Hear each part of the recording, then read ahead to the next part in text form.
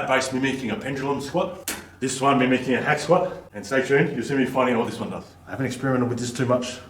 I think it is called the Roger squat because it was first designed and put in universities by a company called Roger Athletic. I don't know whether it's called the Roger squat officially, but I've searched online and I can only find the Roger squat. I've used it one time before.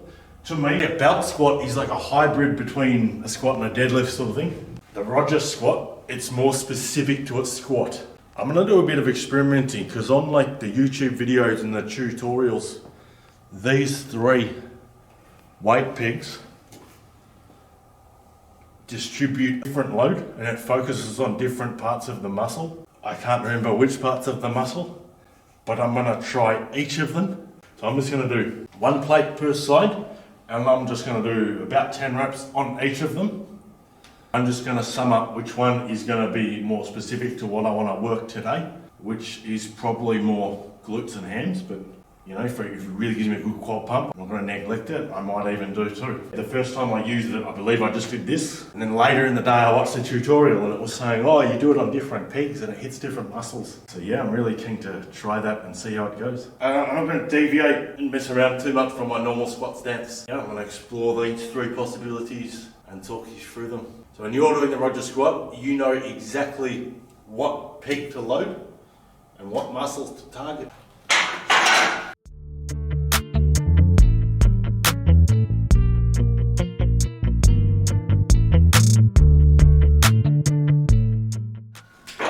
Alright, so 10 reps on this peg.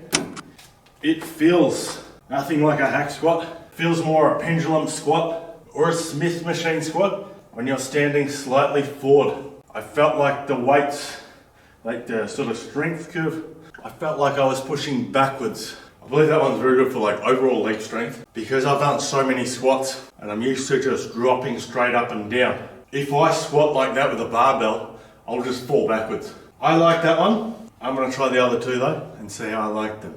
Alright, middle one. Last I'll go down to the lower one and describe how this feels and tell you what muscles it's targeting and what it would be good for.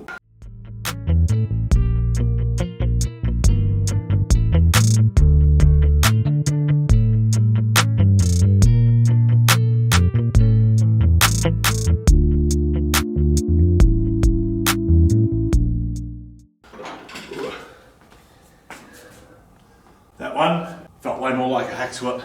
I didn't feel much glute stimulation. Possibly if I opened my legs wider, I may have. But on this one, you watch the videos, look at my feet, pretty much the same stance. A lot more glute activation in this one than this one. But I liked it. I would probably rather to do this than a hack squat. If you buy this machine, you could cover that base mimicking a pendulum squat, this one mimicking a hack squat, and stay tuned, you'll see me finding out what this one does. Alright, so now in the lowest tier now. The weight of this carriage also pretty heavy. That movement felt similar to a front squat. I'm still gonna do a little playing around. How will I play around? I might start, stick my backside behind me, try like a good morning variation or something like that. It depends on what you're hitting. I would love to see, like if I didn't do barbells for a month, I don't think I'd lose strength on this. I'd lose specificity to my raw squat, but I would also get the benefit of switching exercises, get those beginner machine gains, and I reckon I'd be carrying around more muscle than I would with a barbell squat. So initially, my first month back squatting, there wouldn't really be any carryover, but month 2 and 3, potentially it might slab on muscle in places that there was none or very little before. How I would use it in my training alongside with the squat though, is whatever sort of squat I was doing, I'd load weights on the opposite. Let's just say if I was front squatting, safety bar, hammered bar, zircus squat, something where the weight's forward, heaps of pressure on my quad, heaps of pressure on my patella tendon. I'd come straight to the back and as an accessory, use this. If you're a low bar squatter, if you're squatting wide, hips are out behind you. If you're squatting heavy, you're squatting volume, if you're squatting box squat with a barbell, any barbell variation, come to this.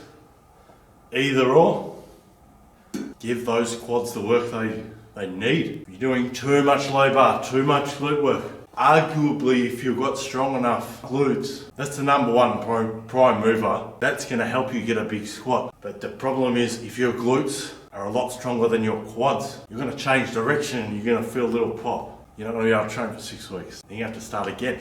All that stimulus you've done over the past 6 weeks is going to be all gone. It's good to keep a 1-to-1 ratio. So although the glutes are the biggest muscle in your body, you want your quads to be up there too. You don't want to get down the bottom, fall slightly forward, get an injury. If you fall slightly forward, which does happen, hey, you might be tired, you might be grumpy, you might just forget what you're doing. You know, have a little brain fade. You want to be able to survive that, you want to be able to complete your lift, and you don't want to get any bad injuries. So that's how I'd use the Roger squat. I'm going to continue, I think I'm just going to do one of each again, as many reps as possible. And yeah, the other thing I'll mention about the Roger squat, right? Obviously, as stated, I'm just doing my general squat stance.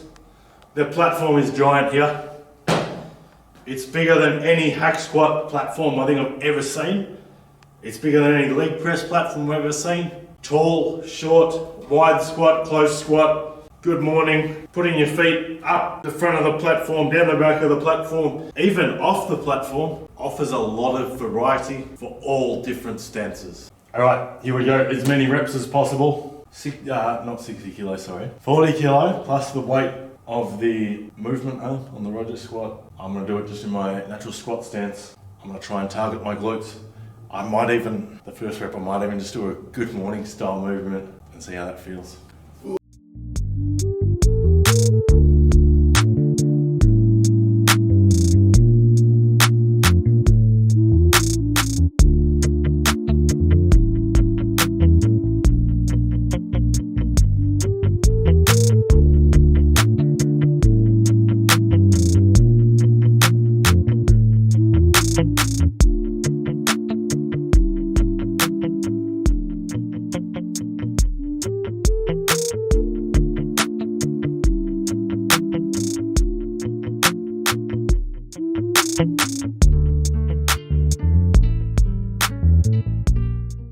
This one, a 9 RPE, as many reps as possible, which basically means I'm just going to go till failure, but I'm not going to do any my reps at the end. So my reps is when you fatigue, you can no longer do one, stand in the one position, maybe 10 seconds you recover, you do another 2, stand in position for 10 seconds, you do another 1. I'm not going to do that. I would call my rep like a 10 or beyond 10 RPE. I'd call this a 9 because even though I don't have any more reps left in the tank, I'm not going to complete failure. I'm going to failure. I'm going to feel very tired, but I also won't be able to walk next week. Last proper working set on the Roger squat, as many reps as possible, which I think at the moment is only 10-ish on the lowest. So one good thing with the machine on your leg workout, sometimes if I squat really heavy, my knee feels a bit funny, my back feels a bit funny, I just feel really beat up and hurt. From that, I felt like my muscles got, just enough stimulation in the right way to grow and recover. But my joints,